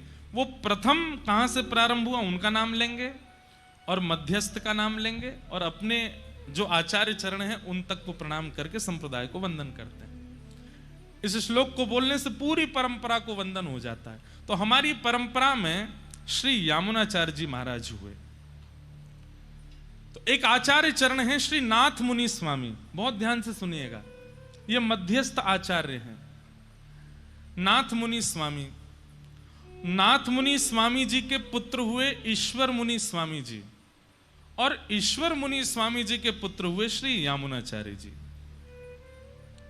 सब लोग सुन रहे हैं ना? सुनते रहिए भैया, है ना? तो दादाजी हैं नाथ मुनि स्वामी, पिताजी हैं ईश्वर मुनि स्वामी, और इनके पुत्र हैं श्री यामुनाचार्य जी। पिताजी का भगवत धाम गमन हो गया, दादाजी ने विरक्त सन्यास ले लिया, तो दादाजी सन्यासी हो गए, पिताजी वैकुंठ चले गए, अकेले रह गए श्री यामुनाचार्य जी। तो यामुनाचार्य जी का पालन पोषण इनकी माताजी और इनके दादाजी ने किया, इनकी दादी और इनकी माताजी ने किया। कहते हैं उस काल में इतना अद्भुत विद्वान हुआ ही नहीं दशों दिशाओं में। हमने कहा ना, उस काल में विद्वान होना आवश्यक था, क्योंकि अगर आप विद्वान नहीं होते थे तो धर्म का नाश करने वाले लोग भी विद्वान बन के आते थे और अपनी विद्वत्ता से धर्म को ह्रास कर रहे थे। इसलिए सबका विद्वान होना बहुत आवश्यक होता था। आजकल कुछ नहीं है, आजकल तो केवल नाम गा लो ठाकुर जी का, तिलक स्वरूप लगा लो, ठाकुर जी के सन्मुख पहुंच जाओ, बस इसी से कल्याण है। कलयुग ज्यों ज्यों आगे बढ़ रहा है, ठाकुर जी उतना सरल करते जा रहे हैं। पर उस काल में आपको विद्वान होना अनिवार्य था निर्वहन करने के लिए। अगर धर्म निर्वहन करना है तो आप विद्वान नहीं हो तो आपका काम नहीं चल सकता। इसलिए हमारे परंपरा में, गुरु परंपरा में अधिकतर आचार्य सब विद्वान ही हुए। परम विद्वान हुए। तो श्री यामुनाचार्य जी महाराज, यामुनाचार्य जी महाराज की एक विशेषता श्री भक्तमाल जी में नाभाजी बताते हैं कि यामुनाचार्य जी विद्वान भी हैं और विद्वान के साथ साथ विनम्र भी हैं, और ये हो नहीं सकता। विद्वत्ता और विनम्रता ये दोनों एक साथ नहीं आ पाती हैं लोगों के चित्त में। अधिकतर लोग विद्वान होते हैं तो विनम्र नहीं हो पाते, लेकिन श्री यामुनाचार्य जी में दोनों भाव हैं। उसके पीछे कारण श्री नाभाजी क्या बताते हैं, ध्यान से सुनिए। क्योंकि उनका पोषण दो माताओं के द्वारा हुआ, दादी और माता जी। इसलिए घर में कोई पुरुष नहीं है, यामुनाचार्य जी पुरुष हैं, तो पढ़ाती भी दादी और माता जी और घर के काम भी दादी माता जी करा। चलो जाओ बाजार से ये ले आओ, चलो घर में थोड़ी माँ की सहायता कराओ, रसोई घर में ऐसा कराओ, ये सामान रखवाओ, यहाँ पे तय करवा दो।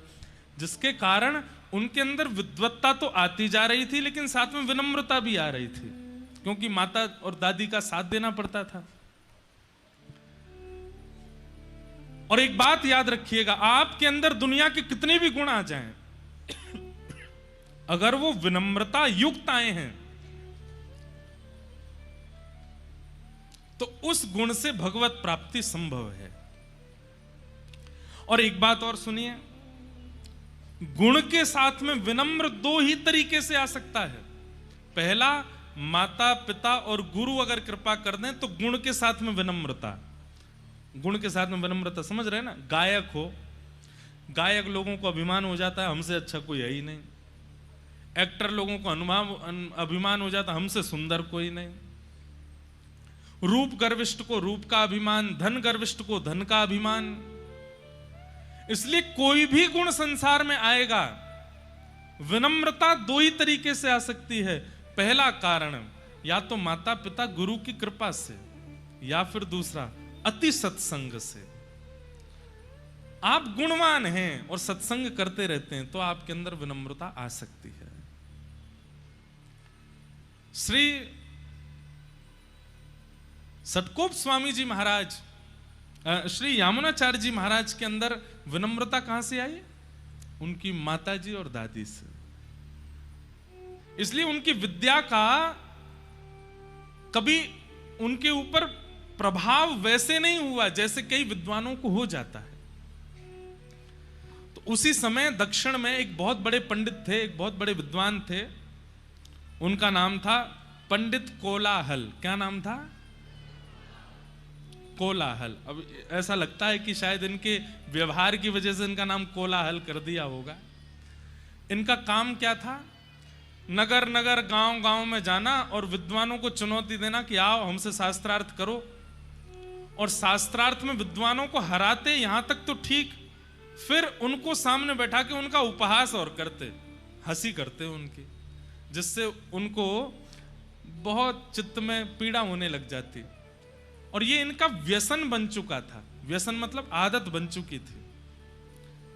किसी को भी देख लेते, कोई पंडित स्वरूप में, इधर आइए, क्या पढ़े लिखे हो, आओ हमसे शास्त्रार्थ करो।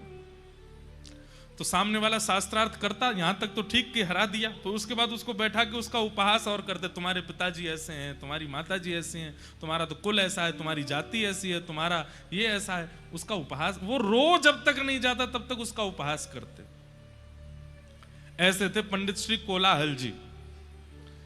और वहीं एक दक्षिण भारत के नगर का राजा था, राजा का नाम था पांडे। क्या नाम था? पांडे राजा। उसको इनके द्वारा शास्त्रार्थ करना और फिर पंडितों का उपहास करना, उसको इस बात का व्यसन था, वो देखने में उसको सुख मिलता था। उसने एक दिन नगर चलते देख लिया और इनसे कहा, हे पंडित जी महाराज, आपका व्यसन मुझे बहुत अच्छा लगा, आप एक काम कीजिए, मेरे राज्य में चलिए, वहां मैं एक से एक विद्वानों को बुलाता रहूंगा और आप मेरे सामने सबके साथ शास्त्रार्थ करना, फिर उनका उपहास मैं बैठ के सुनूंगा, मुझे देखने में बहुत अच्छा लग रहा है। दोनों एक से ही मिल गए। तभी राजा के कान में नाम पड़ा श्री यामुनाचार्य जी का, हमारी संप्रदाय के मध्यस्थ आचार्य। और श्री यामुनाचार्य जी का नाम जैसे ही सुना, आपने उन्हें आमंत्रित किया किसी ने कहा वो बहुत बड़े विद्वान हैं, ऐसे नहीं आएंगे एक निमंत्रण पर। तो बोले कैसे आएंगे? बोले उनके लिए पालकी भिजवा दो। कई बार ऐसा होता है कि बड़े बड़े महापुरुष वो केवल कार्ड से नहीं आते हैं, गाड़ी और भिजवा दो।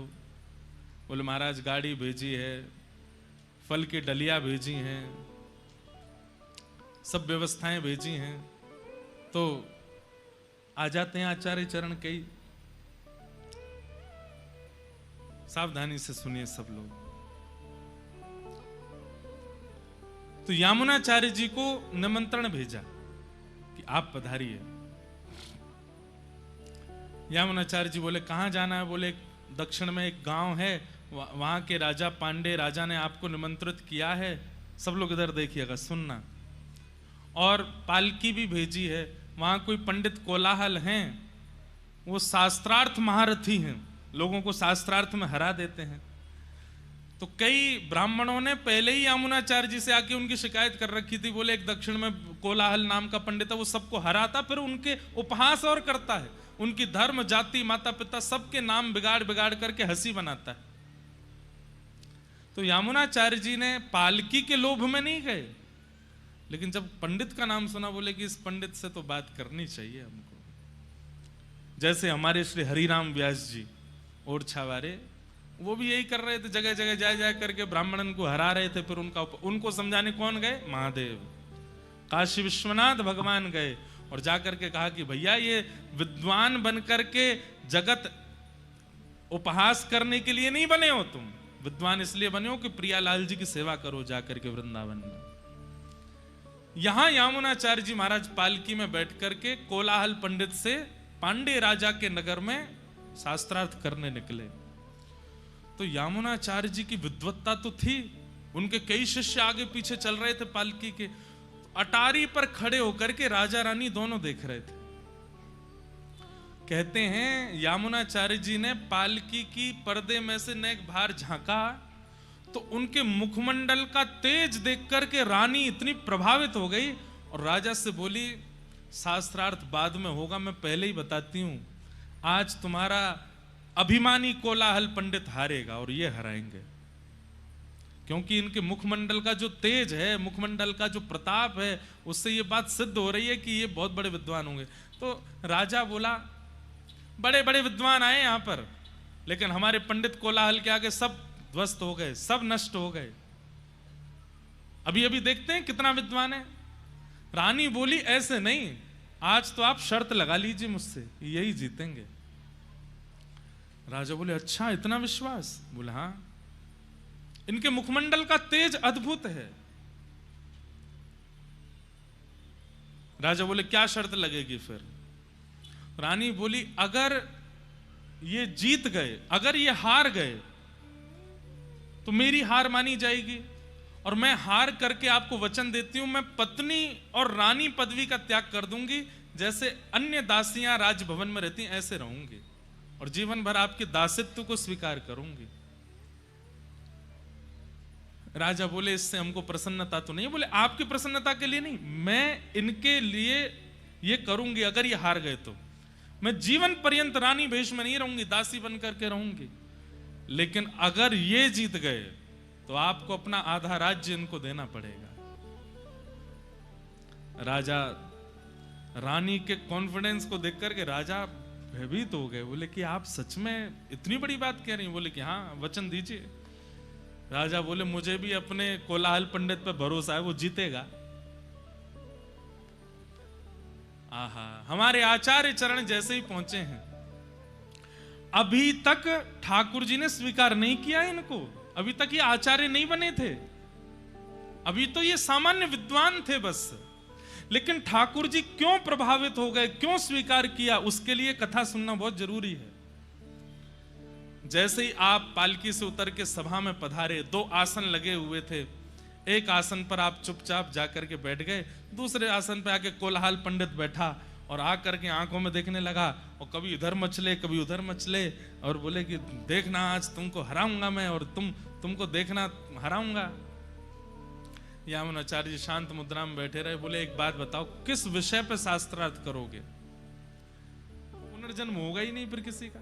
पृथ्वी रूपी फुलवाड़ी का क्या होगा? इसलिए ठाकुर जी को कई लोग मुझसे इंटरव्यू में पूछ लेते हैं, महाराज जी आपको नहीं लगता युवाओं को संभलने? मैंने कि जितने संभल लें ठीक है, जितने नहीं संभल ले कछु पृथ्वी के लेंगे तो छोड़ो, आन दो बार बार।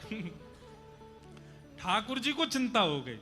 बताओ, कभी आपने सुना होगा कि फलाने व्यक्ति ने उन दोनों को मिलने नहीं दिया, फलानी स्त्री ने उन दोनों को मिलने नहीं दिया, उनकी बुआ नहीं मिलने दी, उनको ये नहीं। यहां तो ठाकुर जी ने नहीं मिलने दिए, यामुनाचार्य जी और श्री रामानुजाचार्य जी।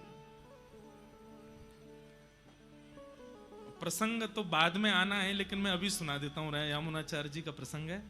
जब श्री रामानुजाचार्य जी प्रकट हो गए और प्रकट होकर के श्री कांचीपुरम में रामानुजाचार्य जी निवास करते थे, तो यामुनाचार्य जी के मन में आया कि अब मैं वयोवृद्ध हो गया हूं, अब जाने से पहले इस श्री परंपरा को किसको सौंप के जाऊं जो इस परंपरा को आगे तक लेकर के जाए। अनेक शिष्यों पर दृष्टि डाली पर उनको कोई ऐसा योग्य दिख नहीं रहा था। तभी उन्होंने चर्चा सुनी, कांचीपुरम में वरदराज भगवान की सेवा करते हैं श्री रामानुजाचार्य जी। अभी ये बीच में मैं थोड़ा बहुत आगे चला गया हूं, रामानुजाचार्य जी के जन्म का भी प्रसंग नहीं आया, क्योंकि यामुनाचार्य जी हैं इसलिए मैं बोल रहा हूं। तो यामुनाचार्य जी कांचीपुरम गए और वहां श्री वरदराज भगवान का दर्शन किया। हमारे श्री वरदराज भगवान, वहां दो वरदराज भगवान हैं। एक वरदराज भगवान के तो दर्शन आप सब लोगों को हो जाएंगे, पर एक वरदराज भगवान है वो जलाशय के अंदर रहते हैं, वो 40 साल में एक बार बाहर लाए जाते हैं। अभी संभवतः 3-4 वर्ष पहले ठाकुर जी बाहर पधारे थे और हमारे श्री मलुकपीठ वाले महाराज जी वहां दर्शन करने भी गए थे। अब वो 40 साल बाद ही आएंगे बाहर, हम सब तो 80 के आसपास के आ जाएंगे, तब तक बचेंगे भी कि नहीं पता नहीं। महाराज जी तो दर्शन कर आए एक बार, हमने कही महाराज जी हमको भी ले चलते संग में। वरदराज भगवान वो जलाशय में ही विराजते हैं, 40 साल जाने कि कोई महीने आते हैं, उतने साल बाद तभी वो बाहर आते हैं।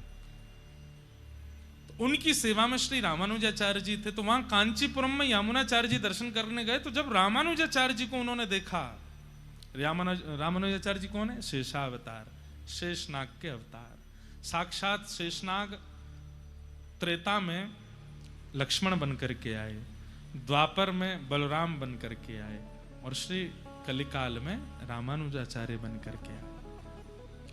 रूप देख करके ही पता चल जाता है कि गुण कैसे हैं। उनको कांचीपुर स्वामी जी महाराज ने सेवा दी थी कि आप पास के सरोवर में से जल ला करके श्री ठाकुर जी को पधराओ। तो रामानुजाचार्य जी नित्य जाते थे, जल लेकर के अपने कंधे पर रखकर लाते थे। तो जैसे ही यामुनाचार्य जी ने उनका रूप देखा और सेवा के प्रति जो लगन देखी, वो सब देख करके वे आनंदित हो गए। बोले ये है अधिकारी इस परंपरा को आगे ले जाने का। दर्शन करके आप चले गए। अब आप चिंता कर रहे थे कि किसको दें ये पदवी। तब किसी ने रामानुजाचार्य जी का नाम बोला, तो उन्होंने कहा रामानुजाचार्य जी को श्रीरंगम बुलवाओ। और ये आज्ञा देकर के वो मंदिर के अंदर आए, तो श्री रंगनाथ भगवान ठाड़े हो गए और बैठ करके बोले यामुनाचार्य जी मुझे आपकी बहुत याद आ रही है। ठाकुर जी, यामुनाचार्य अरे जय जय, मैं सामने ही तो खड़ा हूं, यहां नहीं, अब तुम्हारे वैकुंठ में आ जाओ। क्योंकि वो चाह रहे हैं कि ये दोनों मिले, नहीं मिलेंगे तो पृथ्वी का उद्धार कर देंगे, तो पृथ्वी को वैकुंठ भेज देंगे पूरी को। सब लोगों को तो मंत्र दीक्षा देकर के कल्याण कर ही देंगे, ये पृथ्वी को भी मंत्र दीक्षा दे देंगे, पृथ्वी भी वैकुंठ आ जाएगी। तो यामुनाचार्य जी से बोले अब आप मेरे वैकुंठ आ जाओ, मुझे आपकी बहुत हाथ पकड़ ली। और ठाकुर जी मनावे में तो आगे हैं ही हैं, आप मेरे नहीं हो, मेरी बात नहीं मानोगे। यामुनाचार्य जी बोले इतने सारे शिष्य हैं और अभी तक हमने आगे का किसको पदवी देनी वो चयन भी नहीं, इनमें से किसी को चुन के बैठा दो ना। यामुनाचार्य जी ऐसे नहीं, आपने हमको पृथ्वी पर भेजा है मानव कल्याण जीव उद्धार के लिए, चुन करके विशिष्ट किसी व्यक्ति को बैठा के आएंगे। ठाकुर जी बोले अब देखो हम तुमसे निवेदन कर रहे हैं, तुम आ जाओ हमारे पास। तो यामुनाचार्य जी बोले एक काम कीजिए, 8 दिन की समय दे दीजिए मुझे। 8 दिन क्यों? बोले आचार्य हैं वो सब जान गए, बोले ठाकुर जी चाह नहीं रहे कि मैं और रामानुजाचार्य मिलें। तो 8 दिन का समय क्यों मांगा? बोले जिसको मैंने आज्ञा दे करके भेजा वो 4 दिन में पहुंचेगा कांचीपुरम, और वहां से रामानुजाचार्य जी को लेकर के आएगा। 4 दिन जाने के, 4 दिन आने के। 8वें दिन रामानुजाचार्य जी जैसे यहाँ आएंगे, उनको मंत्र दीक्षा पंच संस्कार करके उनको अपना शिष्य बना करके तुरंत वैकुंठ चला जाऊंगा। इसलिए 8 दिन की मोहलत मांगी। ठाकुर जी 8 दिन दे दो। ठाकुर जी बोले ठीक है 8 दिन दे दिए। अब यामुनाचार्य जी बाहर गए, ठाकुर जी जैसे ही पौड़े, ठाकुर जी बोले इन्होंने 8 दिन क्यों मांगे? सोचो, आचार्य चरणों की बात पर ठाकुर जी भी सोच रहे 8 दिन क्यों मांगे? सप्ताह मांग लेते भाई, एक क्रम होता है ना मांगने का। 1 हफ्ता दे दो, सप्ताह मांगना चाहिए थी। 8 दिन की क्या इक्वेशन है?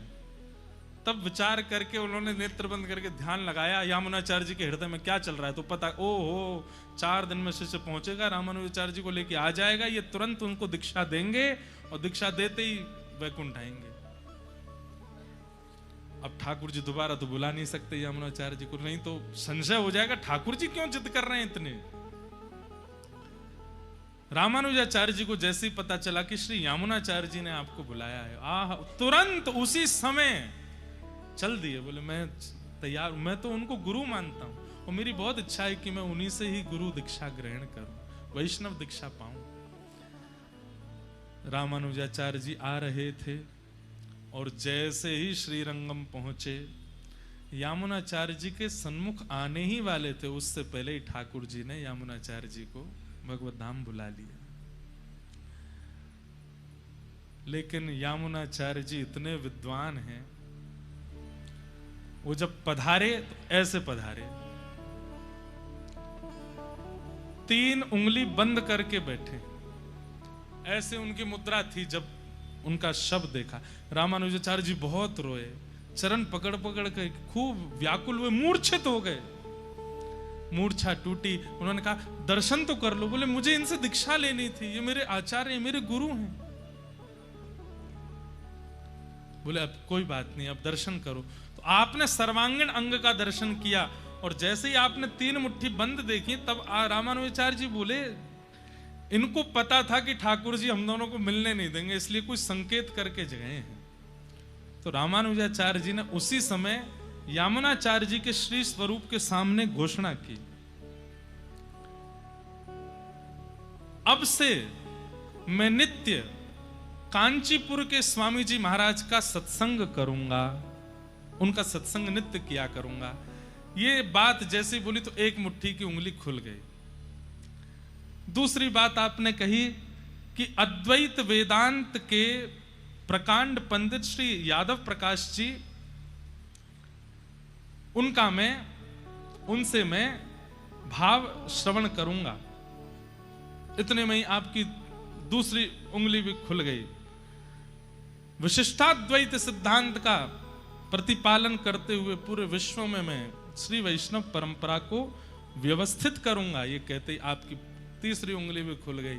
और मानो जैसे मंत्र दीक्षा पंच संस्कार तो नहीं कर पाए, पर अपनी 3 आज्ञाओं की दीक्षा उन्होंने रामानुजाचार्य जी को प्रदान कर दी।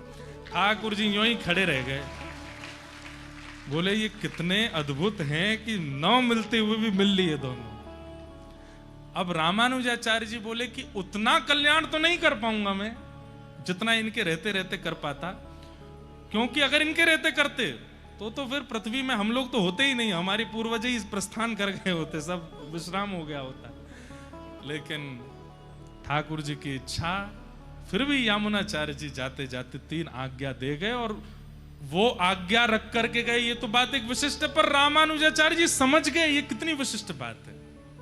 ऐसे आचार्य श्री रामानुजाचार्य जी, यामुनाचार्य जी महाराज का भगवत धाम प्रस्थान हो गया।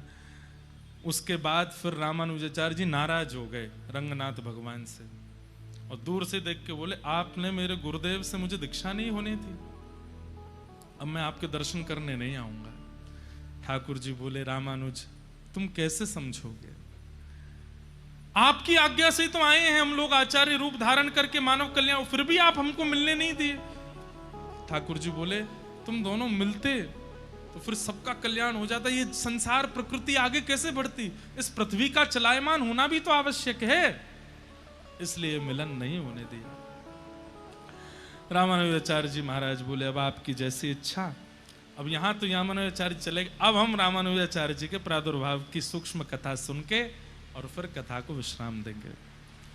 आज से लगभग 1000 वर्ष पूर्व और कुछ वर्ष और बढ़ गए होंगे, दक्षिण भारत में महाभूतपुरी नाम का एक स्थान है, जहां जो मद्रास से थोड़ी ही दूरी पर है, 3 कोस की दूरी पर बताते हैं। महाभूतपुरी में पिता श्री केशवाचार्य जी और उनकी पत्नी कांतिमती जी, इन दोनों के चित्त में एक श्रेष्ठ भक्त वैष्णव बालक की याचना थी और इसी कारण से आपने यज्ञ पुरुष भगवान की आराधना की। देखो आज कैसी योग बनी है, हमने सटकोप स्वामी जी के प्रादुर्भाव की कथा कही, सोई वर्षा हुई, और रामानुजाचार्य जी के प्रादुर्भाव की कथा कहती पुनः वर्षा हो रही। आज निश्चित ही पहली बार ही कह रहे हैं हम, और देखो वर्षा ऐसी हरी जगह जगह तो भीतर ही आ रही है। नहा लियो भैया बधाई हो। आचार्य चरण के प्रादुर्भाव की आप सबको बधाई हो। तो केशवाचार्य जी आपके पिता हैं और माताजी श्री कांतिमती जी यज्ञ पुरुष भगवान की आराधना की और याचना की कि हे नारायण भगवान, हमें पुत्र चाहिए, पर कैसा पुत्र चाहिए जो आपका परम भागवत हो, परम भक्त हो, आपकी भक्ति का प्रचार प्रसार करे, ऐसे भक्त की हमको याचना है। और इस कामना से रात्रि में स्वप्न में भगवान ने आज्ञा की। कैसे आए स्वप्न में? भगवान शेषनाग पर पौड़े थे, शेषनाग भगवान पीछे। भगवान ने आज्ञा की आप निश्चिंत रहें, साक्षात हमारे शेषनाग ही आपके यहाँ पुत्र बन करके आ रहे हैं, और ये ऐसे आचार्य के रूप में आएंगे जिनके प्रादुर्भाव होते ही पूरी पृथ्वी पर भक्ति नृत्य करने लगेगी, भक्ति का आनंद संवर्धन होने लगेगा। और कहां तक कहें, जो संप्रदाय अभी तक श्री संप्रदाय कहलाई गई है, उस संप्रदाय का नाम हो जाएगा रामानुज संप्रदाय इनके आने के बाद। आप तो केवल प्रतीक्षा कीजिए और तभी श्री कांतिमती माता जी गर्भवती हुई और समय अनुकूल होते ही आपके गर्भ से शेषावतार भाष्यकार स्वामी श्री रामानुज स्वामी जी महाराज का प्रादुर्भाव हुआ है। बोलो रामानुज स्वामी जी महाराज की। जन्म हुआ, प्राकट्य हुआ। अब हम कोई एक बधाई लिख रहे थे आचार्य चरण के लिए। बधाई तो हमने आचार्य चरण के लिखी, फिर यामुनाचार्य जी के लिए पद भी लिखना था, पर अब भैया 24 घंटा कम पड़ते हैं हमारे दिन में, हमको बहुत समय चाहिए सब कुछ करने, तो लिख नहीं पाए। लेकिन ठाकुर जी की बधाई भी अगर गा दी जाए तो आचार्य चरण की बधाई पूर्ण होती है।